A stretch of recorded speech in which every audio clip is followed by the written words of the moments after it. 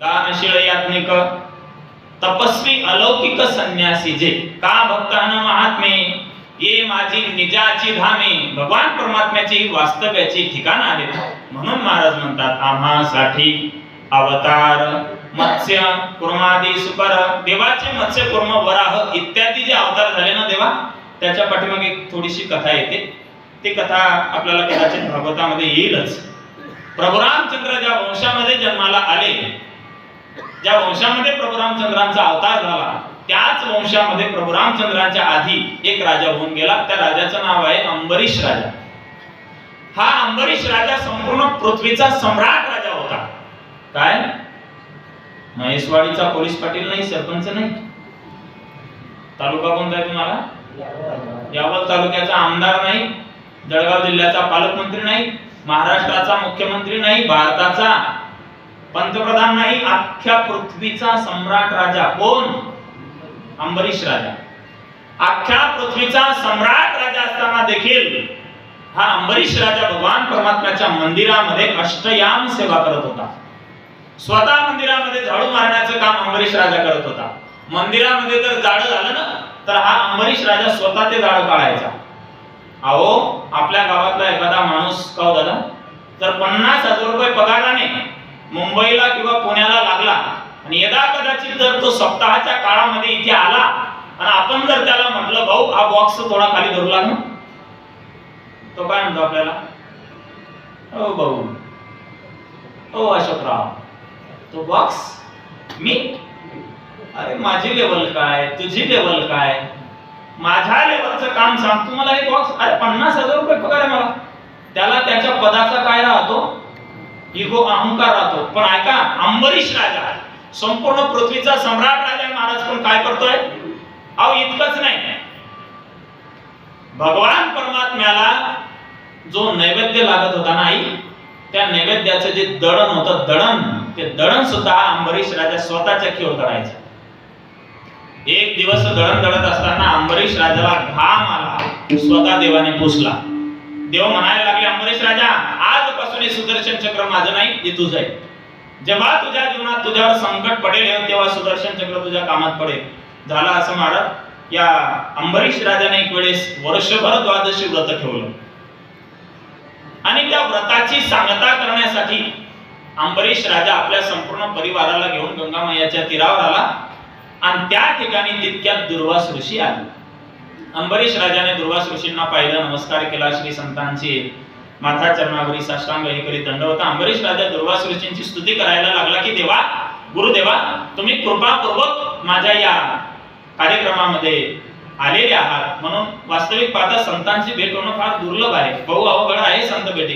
पण माझं काहीतरी पूर्व पुण्य असेल, त्या पूर्व पुण्याच्या जोरावर तुमची मला भेट झाली.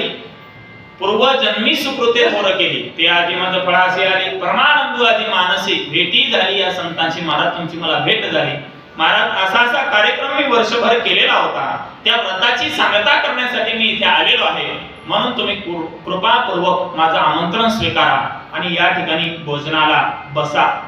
अंबरीश राजाने काय दिलं? आमंत्रण दिलं. पण दुर्वास ऋषी म्हणायला लागले मी थोडं लांबवरून प्रवास करून आलेलो आहे, थोडं स्नान करतो आणि मग भोजनाला येतो. पण दुर्वास ऋषी जे गेले महाराज, तापी थोडी लांब होती, म्हणजे गंगा थोडी लांब होती, तिथून 1 तास झाला, 2 तास झाला, इकडे तिथीचा क्षय व्हायला लागला. अंबरीश राजा विचार करायला लागले की वेळेवर जर तिथीचा व्रताची सांगता केली नाही तर वर्षभर केलेलं व्रत त्याचं पुण्य आपल्याला लागणार नाही. काय करावं? ब्राह्मण लोकांना विचारलं. ब्राह्मणांनी सांगितलं, श्री सुखदेवजी महाराज वर्णन करतात, अंबसा केवलेनाथ करिष्ये व्रतपारणं. म्हटले ब्राह्मण देवाने सांगितलं, म्हटले महाराज तुम्ही असं करा, भगवान परमात्म्याचं चरणामृत तुम्ही घ्या. भगवान परमात्म्याचं चरणामृत तुम्ही घेतल्याच्या नंतर दुर्वास ऋषींचा अपमान होणार नाही आणि व्रताची काय होईल? सांगता होईल. अंबरीश राजाने तसं केलं महाराज. पण दुसऱ्याच मिनिटाला आपलं ते दुर्वास ऋषी तिथे टपकले. दुर्वास ऋषी तिथे आल्याबरोबर दुर्वास ऋषींनी पाहिलं की मला आमंत्रण दिलं, स्वतः जेवणाला बसला. मी जर तुम्हाला आमंत्रण दिलं माझ्या घरी नाचनखेड्याला, जामनेर तालुक्यात, मी जर तुम्हाला म्हटलं की दादा भोजनाला या आणि तुम्ही येण्याच्या अगोदरच मी चौका आणला, तुम्ही काय म्हणाल? आमच्या भाषेमध्ये सांगू का तिकडच्या? झक मारायला मला बोलवलं का? काय म्हणू आपण? मला कशाला बोलवलं? तुला जर मला आमंत्रण दिलेलं होतं तर मग मला बोलवलं कशासाठी? आपल्याला राग येईल. तसा राग कोणाला आला? दुर्वास ऋषींचा. सगळ्यांचा नाद करा पण दुर्वास ऋषींचा करू नका. रागीट म्हणजे अतिशय तळपायाच्या मस्तकात गेली, शिव्या द्यायला लागले. शिव्या देता देता देता या दुर्वास ऋषींनी शापच दिला महाराज. काय शाप दिला? माझा तू अपमान केलेला आहे आणि या अपमानाच्या बदल्यामध्ये तुला 10 जन्म घ्यावे लागतील. एक जटा उपटली, त्याच्यातून कृत्य निर्माण झाली, ती अंबरीश राजाला जाळायला लागली. पण अंबरीश राजाच्या जवळ काय होतं? सुदर्शन यावा घरटी फिरे भोवती. सुदर्शन चक्र आलं, त्या कृत्येचा जाळून तिला भस्मसात केलं आणि ते सुदर्शन चक्र दुर्वास ऋषीच्या मागे लागलं. असो, मला सांगायचा मुद्दा असा आहे की दुर्वास ऋषींनी अंबरीश राजाला शाप दिला. काय? की तुला 10 जन्म घ्यावे लागतील. भगवान परमात्म्याने आपल्या भक्ताला दिलेला शाप आपल्यावर घेतला आणि भगवान परमात्म्याने जे 10 जन्म घेतले म्हणजे जे 10 अवतार घेतले तेच खऱ्या अर्थाने पाहायचं झालं तर 10 जन्म आहेत. भक्ताकारणे येणे येतळीसे आडी 10 गर्भवास सोशी वनमाडी. मग का महाराज देवाने नेमके 10 अवतार कोणते घेतले? तर त्याच्यातला पहिला अवतार देवाने घेतला तो म्हणजे मत्स्य अवतार. केव्हा घेतला भगवान परमात्म्याने हा मत्स्य अवतार? तर प्रलयोदकामध्ये ज्या वेळेस ब्रह्मदेव निद्रिस्त असताना ब्रह्मदेवाच्या मुखातून हयग्रीव नावाच्या राक्षसाने वेद चोरून नेले. ते वेद परत आणून देण्यासाठी भगवान परमात्म्याने मत्स्य अवतार धारण केला. दुसरा अवतार भगवान परमात्म्याने घेतला तो म्हणजे कूर्म अवतार. केव्हा झाला हा कूर्म अवतार? आपण कथा ऐकणारच आहात. आता ज्या वेळेस समुद्र मंथन चालू झालं, मंदारचल पर्वताची रवी केली. मला सांगा, आपण जर एखाद्या दह्यामध्ये मंथन करायला लागलो किंवा दुधामध्ये किंवा लोण्यामध्ये मंथन जर करायला लागलो बरं का आई, आणि ती रवी काय? ती रवी जर त्या दुधामध्ये त्यात कशामध्ये त्या लोण्यामध्ये जर संपूर्ण अशी बुडून गेली खाली, मंथन होईल का? तो मंदारचल पर्वत खाली काही आधार नसल्यामुळे खाली जायला लागला. तेव्हा देव लोकांचं कार्य सिद्ध व्हावं त्याच्याकरता भगवान परमात्म्याने त्या ठिकाणी कूर्म अवतार धारण केला. तिसरा अवतार भगवान परमात्म्याने धारण केला तो म्हणजे वराह भगवान परमात्मा. पृथ्वीची स्थापना करण्यासाठी आणि हिरण्याक्ष नावाच्या दैत्याचा वध करण्यासाठी भगवान परमात्म्याने अवतार धारण केला. चौथा अवतार भगवान परमात्म्याने घेतला प्रल्हादजींना दर्शन देण्यासाठी आणि हिरण्यकश्यपूला मारण्यासाठी, तो म्हणजे नृसिंह अवतार.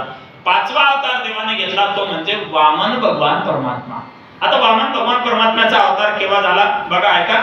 समुद्र मंथन झालं आणि समुद्र मंथनाच्या शेवटी काय निघालं? चहा, कॉफी, माझा तुझा काय निघालं? मुख्य काय निघालं? अमृत निघालं. मग त्या अमृताचा कळश कोणी पाहिला माहितीये का? दैत्य लोकांनी. आणि अतिशय चपळाईने त्यांनी तो दैत्य लोकांनी तो कळश घेतला आणि फरार.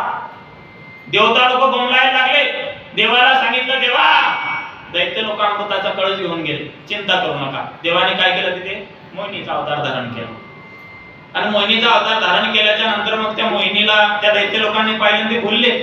मोहिनीच्या हातातच त्यांनी काय दिला? तो अमृताचा कळश दिला. मग मोहिनीने काय केलं? देवता लोकांची एक रांग आणि दैत्य लोकांची एक रांग. या मोहिनीने काय केलं दादा? मोहिनीने काय केलं? आपल्या देवता लोकांना अमृत पाजलं. काय? देवता लोकांना अमृत पाजलं आणि दैत्य लोकांना प्युअर 90 पाजली. काय पाजली? म्हणजे ते मदिरा, ते दारू पाजली. देवता लोकांना अमृत पिल्यामुळे शक्ती आलेली होती. या बळीने त्या इंद्राचं आसन घेतलेलं होतं. बळी आधी करून सगळे दैत्य सगळ्या देवता लोकांनी मारून टाकले. शुक्राचार्याला माहिती पडलं.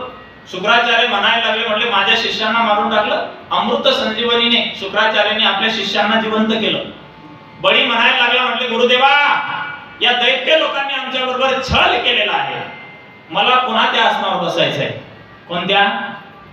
स्वर्गाच्या. म्हणे काय करू? म्हणे ब्राह्मणांची सेवा कर.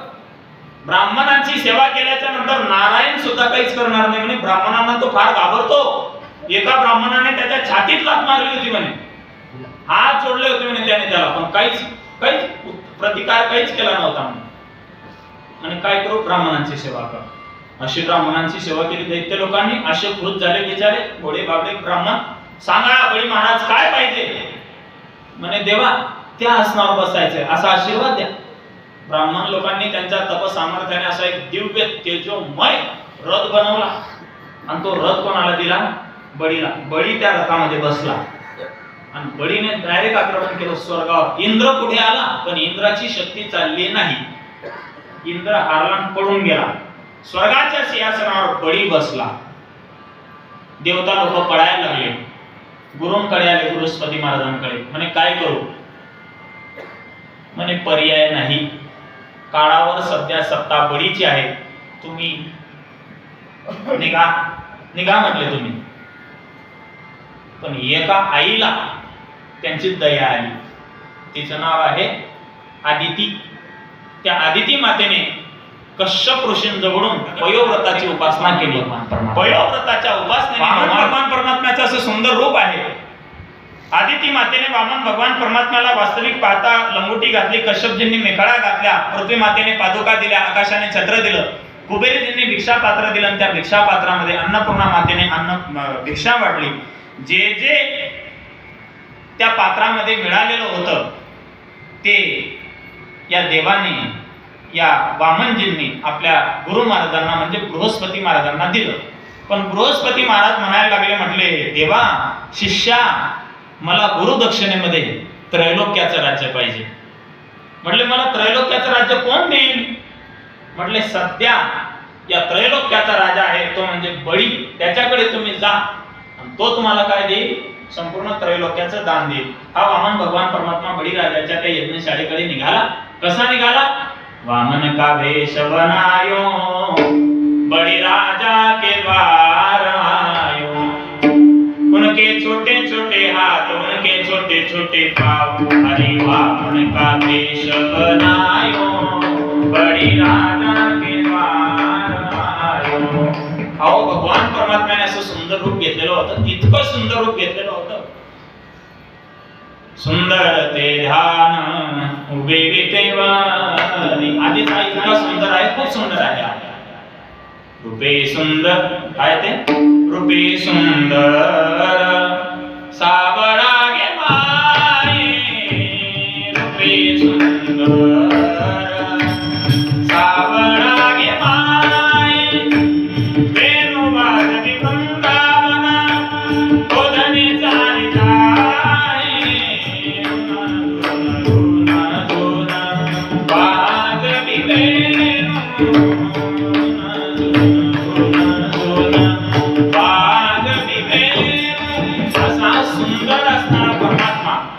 पाहिला पाहिला बळी राजाने ज्या वेळेस भगवान परमात्म्याला पाहिलं, अशा सुंदर असणाऱ्या राजस सुकुमार मदनाचा पुत्र, अशा सुंदर असणाऱ्या देहुडाचरणी वाजवे तो वेणू, अशा सुंदर असणाऱ्या भगवान परमात्म्याला ज्या वेळेस बळी राजाने पाहिलं महाराज, तेव्हा बळी राजाला असं वाटायला लागलं की सूर्यदेवाने लहान मुलाचं रूप घेतलेलं आहे का. बळी राजाने जेव्हा देवाकडे पाहिलं तेव्हा बळी राजाची दृष्टी माघारी फिरतच नव्हती. आमचे तुकाराम महाराज वर्णन करतात की देवाकडे एखाद्याने जर पाहिलं ना, त्याची दृष्टी माघारीच फिरत नाही. तुझं पासा दृष्टी नाही रे माघारी, त्याची दृष्टी माघारी फिरत नाही. ती अवस्था त्या बळी राजाची झाली. बळी राजा अतिशय प्रसन्न झाला आणि बळी राजा म्हणायला लागला, म्हटले महाराज सांगा काय पाहिजे तुम्हाला. कोणाला म्हणायला लागला? वामन देवाला. सांगा महाराज काय पाहिजे तुम्हाला. गाई येत नाही म्हणे, अख्खी गोशाळाच देतो म्हणे. प्रसन्न झालेलं म्हटलं तुमच्यावर, सांगा काय पाहिजे. सुवर्ण येत नाही हो म्हणे. 18,000 रुपये जरी ग्रॅम असलं म्हटले तरी तुम्हाला लागेल तेवढं देतो म्हणे. आत्ताच कीर्तनातून सगळं काढून देतो म्हणे. नाही चिंता करू नका, काढणार नाही मी. असं बळी राजा देवाला म्हणायला लागले. बळी राजा अजून पुढे बोलला, महाराज सांगा लग्न करायचंय. काय म्हणायला लागला? लग्न करायचं, सुंदर ब्राह्मण कन्या देतो म्हणे. देव म्हणायला लागले, म्हटले भाऊ याच्यापैकी मला काहीच नको, फक्त 3 पावलं जमीन दे. काय मागितली? फक्त 3 पावलं जमीन दे.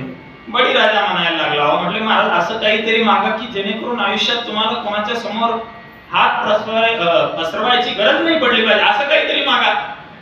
राजा प्रसन्न झाला म्हटले तुम्हाला, आणि तुम्ही काय मागताय? एकाला राजा प्रसन्न झाला, अशोकराव काय झाला? राजा प्रसन्न झाला. म्हणजे सांगा काय पाहिजे? म्हणे काय नाही, तंबाखू आहे, चुना नाही, तेवढा चुना द्या म्हणे. हे तसंच झाला ना. ते संपूर्ण त्रैलोक्याचा मालक असणारा बळीराजा प्रसन्न झाला. देवाने काय मागितलं? 3 पावलं जमीन मागितली. देवाने सांगितलं म्हटले भाऊ तेवढीच पाहिजे. म्हणे काही हरकत नाही, तुम्हाला जी योग्य वाटेल. महेशवाडी गावातली का असेना, सरपंचाची का असेना म्हणे महेशवाडीच्या, हे त्याच्या ताब्यात होतं ना, तुमचं थोडी होतं. ते मोजून घ्या म्हणे तुमच्या हाताने. देवाने सांगितलं तसं मोजणार नाही, संकल्प सोडावा लागेल. म्हणे काही हरकत नाही. हातामध्ये पाणी घेतलं. ब्रह्मार्पणम ब्रह्मवीर ब्रह्माग्नौ ब्रह्मणाहुतम ब्रह्मैव तेन गंतव्ये ब्रह्मकर्म समाधिना. ओम शांती शांती. संकल्प सुटला महाराज, आणि आमच्या देवाने असं रूप घेतलं. याचे पाय पाताळात, याचं कंबर मृत्यू लोकात, आणि याचं मस्तक स्वर्गाला सत्य लोकाला टेकायला लागलं. आणि अशा देवाने एक पाय पुढे केला. एका पायामध्ये या देवाने खालचे 7 अतल वितल सुतल तलातल रसातल महातल आणि पाताल खालचे 7 लोक व्यापले.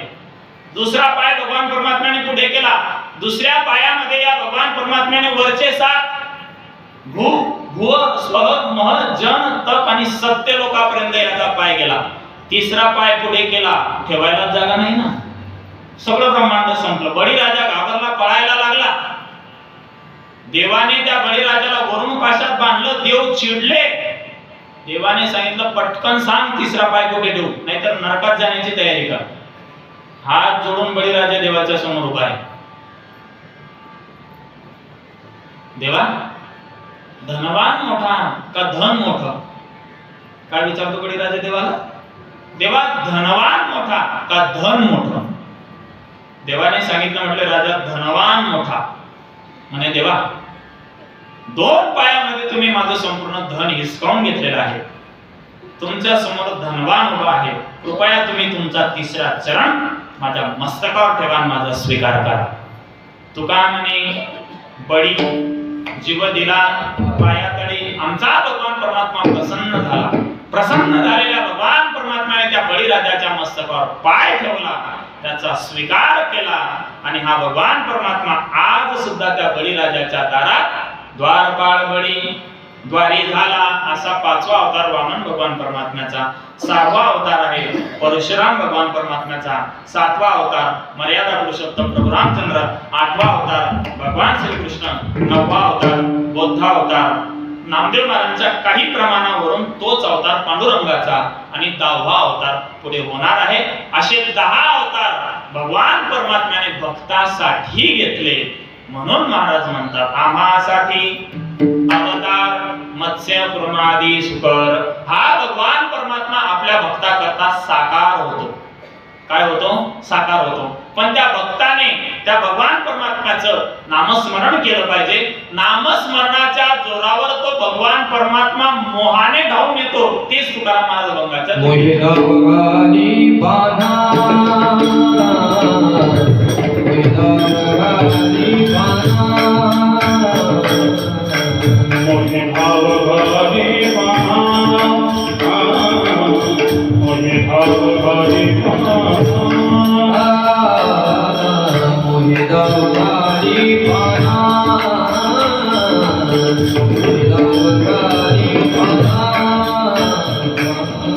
मोहे धावगानी पाना,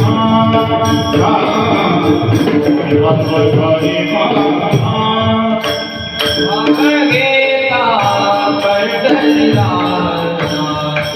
आवगेला पंढरीला, मोहे धावगानी पाना, मोहे धावगानी पाना, आवगेला पंढरीला, आवगेला पंढरीला, मोहे धावगानी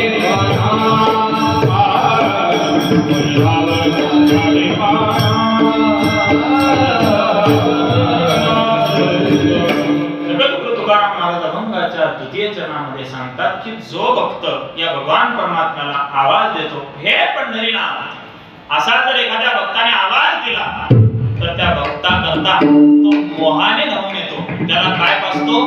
प्रेम पाना पासतो. एक प्रश्न विचारू का तुम्हाला? गाय कोणाच्या घरी आहे दूध देणारी? मला दूध न्यायचं नाहीये. कोणाच्या घरी आहे? तुमच्याकडे आहे. मला सांगा, गाईचं जर आपल्याला दूध काढायचं असेल आणि आपण जर डायरेक्ट गाईजवळ गेलो तर आपल्याला दूध देते का? आणि वासरू गेलं तर मोबाईल वाला ना, आपण जर गाईजवळ गेलो तर आपल्याला दूध देते आणि वासराला देते. कोणाला देते अगोदर? पाना कोणाला सोडते? वासराला सोडते. बरं, वासराला का सोडते आणि आपल्याला का सोडत नाही? तिचं ते काय आहे? बाळ आहे. आपण पण तिला माता म्हणतो ना. मग आपण पण कोण आहे? तिचे बाळ आहे ना. आपल्याला देत नाही, त्याला देते. असं का बरं? कधी विचार केला का तुम्ही याच्याविषयी? आमच्या गुरुवरांनी असं सांगितलं, म्हटले ते वासरू त्या गाईजवळ जात असताना, काय ऐका, फार गोड आहे. ते वासरू त्या गाईजवळ जात असताना शरीराने, मनाने, प्रेमाने अनन्य झालेलं राहतं. काय? ते गाईचं वासरू त्या गाईजवळ जात असताना शरीराने, मनाने, प्रेमाने अनन्य झालेलं राहतं. म्हणून ती गाय त्याच्याकरता पाना सोडते, नवे नवे त्याला प्रेम पाना पासते.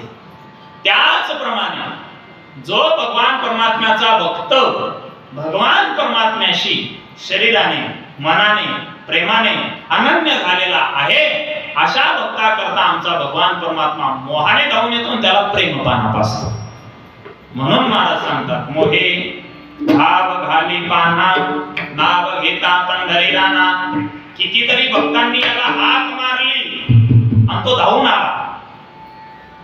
गजेंद्र महाराजांनी 1000 वर्षापर्यंत युद्ध चाललं. कोणाचं? गजेंद्राचं आणि त्या मगराचं. 1000 वर्षापर्यंत युद्ध चाललं. गजेंद्राने आपल्या संपूर्ण परिवाराला बोलवलं की मला सोडा. सगळे आले, सोडवण्याचा प्रयत्न केला, पण सगळे म्हणायला लागले की बाबा, गजेंद्र बाबा झालेले म्हटल्याचं पिकलेलं पान आहे, केव्हा गळून पडेल सांगता येत नाही. यांच्या नांदी लागून फायदा नाही, आपण घरी चाला. सगळे घरी निघून आले महाराज. तेव्हा गजेंद्र महाराजाच्या एक गोष्ट लक्षात आली. कोणती गोष्ट? नाही कोणाचे कोणी, तुझे नवे रे कोणी. अंती दाशी एकला प्राण्या माझे माझे म्हणून. प्राण्या मायेचा बाजार, प्राण्या मायेचा बाजार. बहीण कुणाची, भाऊ कुणाचे, कोण कुणाचे, सगळे सोयरे. मेल्यावरती सर्व राहिले, तुटतील धागे दोरे. प्राण्या मायेचा बाजार, प्राण्या मायेचा बाजार. त्याच्या लक्षात आलं बाबांनो की या जगतामध्ये कोणी कोणाचं नाही. थोडं क्षमा मागून एक भजन म्हणतो, हिंदी भजन आहे, फार गोड आहे. कसमे वादे प्यार वफा सब बातें बातों का ज्ञान. कसमे वादे प्यार वफा सब बातें बातों का ज्ञान. कोई किसी का नहीं झूठे, कोई किसी का नहीं झूठे. नाते ना धोखा. कसमें वादे प्यार वफा सब बातें बातों का ज्ञान. होगा मसीहा सामने तेरे, होगा मसीहा सामने तेरे. फिर भी तू न पछताएगा. आसमान में,